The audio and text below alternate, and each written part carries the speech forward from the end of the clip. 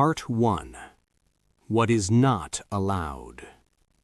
Autumn came suddenly that year, without warning, without saying goodbye to summer.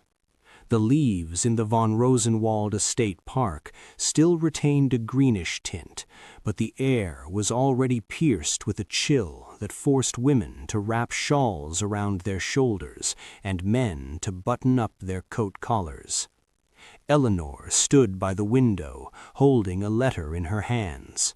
The paper was thin, cream-colored, with neat, almost flawless handwriting. She was reading it for the third time, even though she knew every word by heart. I will arrive at the estate on Monday. Please accept me as your humble servant. A. Lehman. He was to arrive as the new estate manager. Just like that, officially, discreetly, without any hint that there was already something more between them than propriety allowed. Eleanor slowly folded the letter and pressed it to her chest. She was 24, an age at which a woman of that time should already have a husband and children and peace of mind. But instead, she had memories and expectations. She had first seen Adrian 3 years ago in Vienna at a party hosted by a distant relative. He stood apart, holding a glass of wine, observing the room as if reading people rather than looking at them. She had been struck by his hands. Long fingers, calm movements. They did not fidget or seek attention. And when he kissed her hand, just for a moment as etiquette demanded, she felt a warmth that lingered longer than it should have.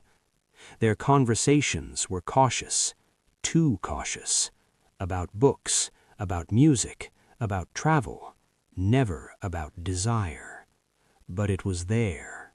It lived in the lingering gaze, in the pauses between words, in the way he leaned a little closer than the rules allowed. The carriage appeared on the driveway at noon sharp. Eleanor watched from the balcony as Adrian stepped out, tall, in a dark coat with a neatly tied scarf. He took off his hat when he raised his head, and for a moment their eyes met.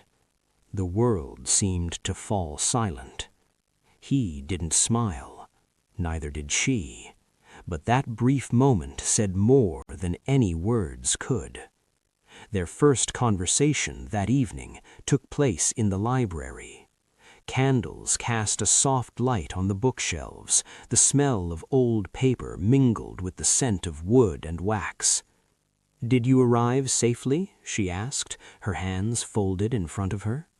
"Yes, Fräulein von Rosenwald," he replied evenly. "The estate hasn't changed." "And the people?" she asked quietly. He looked up at her. "Some haven't." The silence between them was thick, almost palpable. She took a step towards the bookshelf, as if looking for a book, but in reality to escape the tension. "Do you remember that sonata?" he asked suddenly. She froze. "Yes. I often think about that evening." She slowly turned to face him. "You shouldn't," she said, but her voice betrayed her, trembling. "I know," he replied, "but not thinking about it is even harder." When he moved closer, only a breath remained between them. He didn't touch her. That was the hardest part. "If I cross the line," he said quietly, "you'll tell me to stop." She didn't answer. Her silence was consent. His fingers touched her wrist, barely, as if testing reality.